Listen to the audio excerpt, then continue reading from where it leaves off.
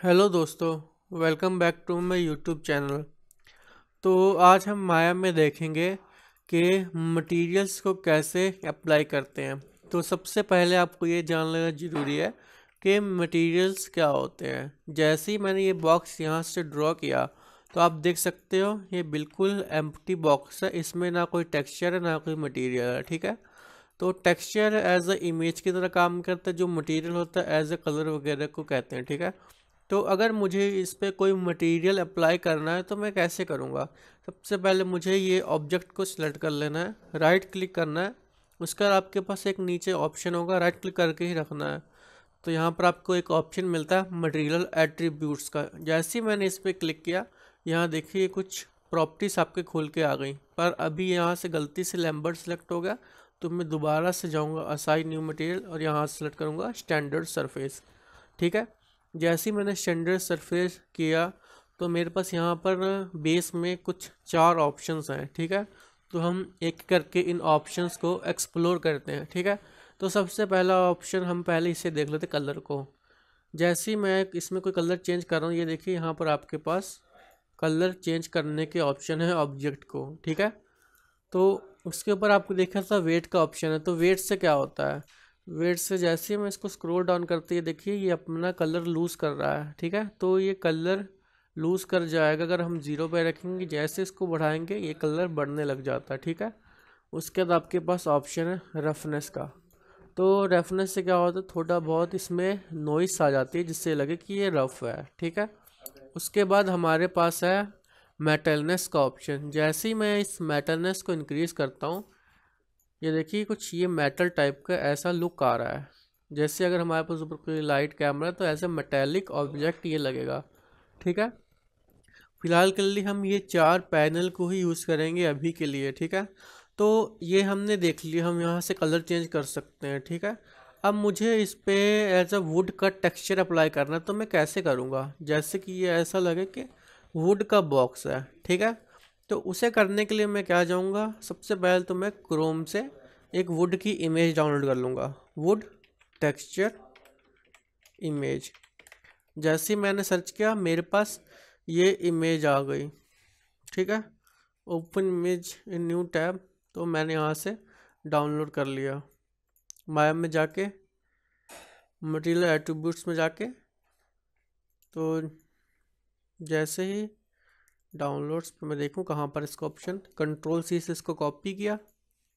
ठीक है, और माया में जाके मैं यहीं से कलर का जो पैनल है उससे पिक करता हूँ। यहाँ पर मेरे पास ऑप्शन आता है माया के अंदर एज अ 2D टेक्सचर का। अगर आपको ये नहीं शो हो रहा तो ये देखिए ऐसे ये बंद हुआ होगा, तो माया में ऐसे प्रेस कर दोगे इस एरो पे तो ये आपको दिख जाएगा। ठीक है, उसके बाद मैं 2D टेक्सचर पे जाता हूँ। 2D टेक्सचर पे जाने के बाद आपको जाना यहाँ पर एक नेम है फाइल नेम पे। ठीक है, जैसे मैं फाइल नेम पे गया, यहाँ पर एक फोल्डर का ऑप्शन आया, इसको मैं बैक स्पेस से मैंने इरेज किया, कंट्रोल वी प्रेस किया। ठीक है, जैसे मैंने कंट्रोल वी प्रेस किया तो यहाँ पर मेरे पास कुछ ऑब्जेक्ट आ गए हैं। ठीक है, तो हमको देखना है हमने जो डाउनलोड किया था ना, तो उसका नाम क्या है, पेक्सल FW स्टूडियो। ठीक है, तो मैं यहाँ से पेक्सल FW स्टूडियो को सिलेक्ट करता हूँ और इसको ओपन कर लेता हूँ। ठीक है, अब मैंने ओपन कर लिया, पर अब मैं मेरे एट्रीब्यूट्स में जाके देखता हूँ तो ये देखिए यहाँ पर सिर्फ कलर ही दिख रहा है, कुछ हो नहीं रहा है मतलब। ठीक है, तो इसके लिए सबसे पहले तो अगर आपका न्यू माया है तो आपके पास रेंडरर होगा, आर्नोल्ड रेंडरर। ठीक है, इसको देखने के लिए क्या करना है, यहाँ पर एक ऑप्शन है रेंडर द करंट फ्रेम। जैसे ही मैंने किया तो देखिए ब्लैक हो रहा है, और ये ब्लैक इसलिए हो रहा है क्योंकि हमारे पास अभी इंटरफेस में कोई लाइट नहीं है जो इस ऑब्जेक्ट को जला सके, मतलब इल्यूमिनेट कर सके, रोशनी दे सके। तो उसे करने के लिए मुझे क्या करना पड़ेगा, आर्नोल्ड में जाके मैं सिलेक्ट करूँगा लाइट, स्काई डोम लाइट। ठीक है, जैसे मैंने स्काई डोम लाइट सेलेक्ट की, अब मैं इस बटन पे क्लिक करता हूँ रेंडर द करंट फ्रेम, तो देखिए ये कुछ इस बॉक्स के टाइप का रिजल्ट आ जाता है। ठीक है, तो अब हम इसके साथ कुछ इन सेटिंग्स को भी यूज़ कर सकते हैं। ठीक है, तो जैसे ही ये स्काई डोम की प्रॉपर्टी से याद रखिएगा, हमको चाहिए इस ऑब्जेक्ट को सिलेक्ट करके इस ऑब्जेक्ट की प्रॉपर्टीज आ जाएगी। अगर आपको नहीं मिल रहा है तो ऑब्जेक्ट को सिलेक्ट कीजिए, राइट क्लिक कीजिए, यहाँ पर एक ऑप्शन है मटेरियल एट्रीब्यूट्स के, जिस ऑब्जेक्ट पे आपने टेक्सचर अप्लाई किया होगा वो यहाँ पर ओपन हो जाएगा। ठीक है, तो अब मैं इसकी अगर मेटलनेस कम करता हूँ तो ये देखिए, जो कुछ शाइनिंग एलिमेंट था ये चला जाएगा इसमें से, देखना भी। ठीक है, तो ये देखिए कुछ शाइनिंग कम हुई है। अगर मैं इसमें रफनेस को इंक्रीज़ करता हूँ, अगर मैं इसको रेंडर करके देखता हूँ तो देखिए कुछ इसमें रफनेस आ गई है। ठीक है, एकदम ऐसा लग रहा है कि जैसे कि मानो कि बॉक्स ही हो वुड का। ठीक है, ओके। तो जो स्पेकुलर वगैरह है, ट्रांसमिशन है, हम अलग अलग ऑब्जेक्ट्स में देखेंगे। ठीक है, तो हमारे पास एक और ऑप्शन है, अगर मुझे यहाँ पर कोई लोगो वगैरह लगाना है, जैसे मैं चाह रहा हूँ कि जो इस बॉक्स के इस साइड में है ना, ए लिख दूँ मैं। ठीक है, तो मैं ए कैसे लिख सकता हूँ, इसका कोई तरीका है? तो हमारे पास एक और ऑप्शन होता है। तो मेरे पास ऑप्शन है एक, जो है यूवी नाम का। इसमें एक ऑप्शन है यूवी एडिटर। जैसे ही मैंने इस एडिटर को ओपन किया, इसके साथ ये पैनल भी ओपन हो गया। अभी इस पैनल की हमें ज़रूरत नहीं है, इसके डिस्कशन हम बाद में करेंगे। तो ये देखिए कुछ इस टाइप की शेप आ गई। एक्चुअली ये शेप क्या है, जैसे ये ऑब्जेक्ट है क्यूब का, इसके ये हर एक एलिमेंट है। जैसे कि अगर मैं टॉप पे क्लिक करूँ, टॉप का यहाँ पर आ गया, साइड पे क्लिक करूँ, साइड का यहाँ पर भी आ गया। ठीक है, तो मुझे इसको माया से अब बाहर लेके जाना पड़ेगा। तो बाहर मैं कैसे लेके जाऊँगा, इसको माउस से मैंने सेलेक्ट किया, यहाँ पर एक कैमरा है स्नैपशॉट का, तो यहाँ पर मैं जाके सबसे पहले इसको कर दूंगा PNG फॉर्मेट में। ठीक है, फिर ब्राउज़ करके मैं डेस्कटॉप में एज अ टेस्ट लिख दूंगा। ठीक है, और इसको मैं सेव करके अप्लाई एंड क्लोज कर दूंगा। उसके बाद हमको फ़ोटोशॉप की रिक्वायरमेंट है, तो मैंने फ़ोटोशॉप को अब कर लिया ओपन। ठीक है, तो ओपन होने देते हैं फ़ोटोशॉप को। तो ये हमारा फ़ोटोशॉप अब ओपन हो गया। तो एज अ टेस्ट यहाँ पर ये है एलिमेंट। जैसे ही मैं इसको खोलता हूँ तो ये देखिए, इसको आप देखने के लिए क्या करें, Ctrl+I प्रेस कीजिए फ़ोटोशॉप में, या काम कीजिए सॉलिड कलर लगा दीजिए ब्लैक कलर का, और इसको ऐसे नीचे पुट कर लिए तो ये बॉक्सेस आ गए। जैसे ही माया में सेम बॉक्स थे। ठीक है, जैसे कि ये है। ठीक है, तो मुझे ये टॉप पे चाहिए, टॉप पे मैं चाहता हूँ कि मैं ए लिख दूँ। तो मैंने फेस सेलेक्ट किया, तो ये जो है बॉक्स ये टॉप का है। ठीक है, तो मैं यहाँ पर भी देखूँ अगर, तो 1 2 3, तो ये टॉप का बॉक्स है।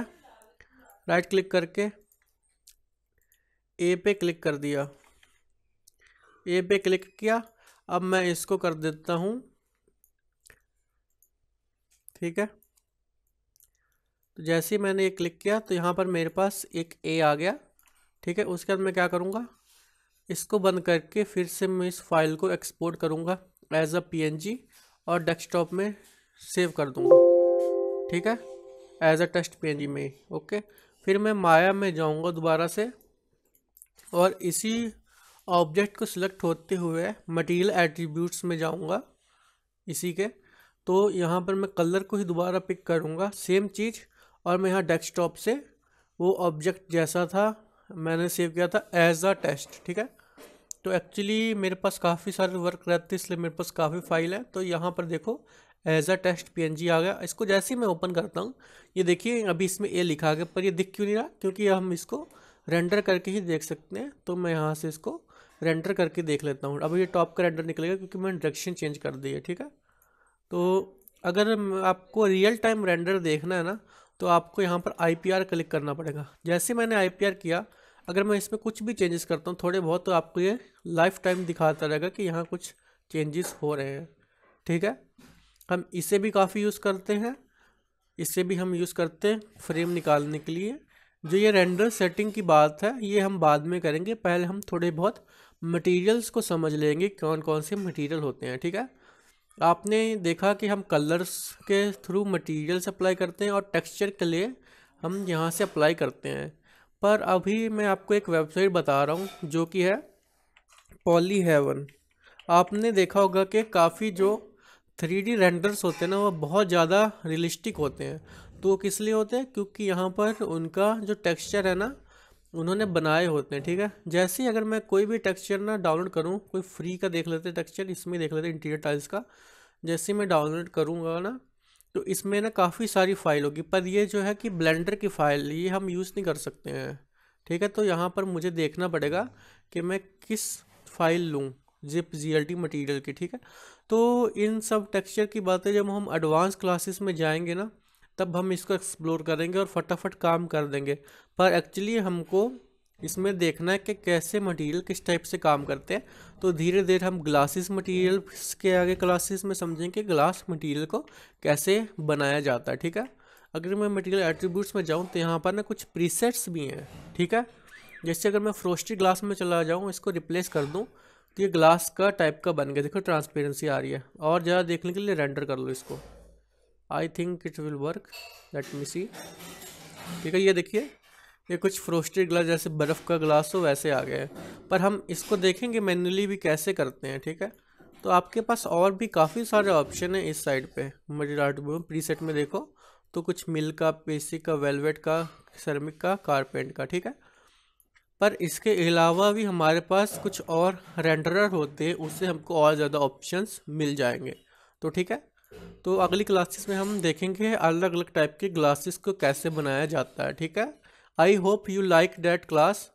तो अगर आपको ये क्लास पसंद आई तो इस वीडियो को लाइक कीजिए, शेयर कीजिए और इस चैनल को सब्सक्राइब कीजिए। And have a nice day. Thank you so much.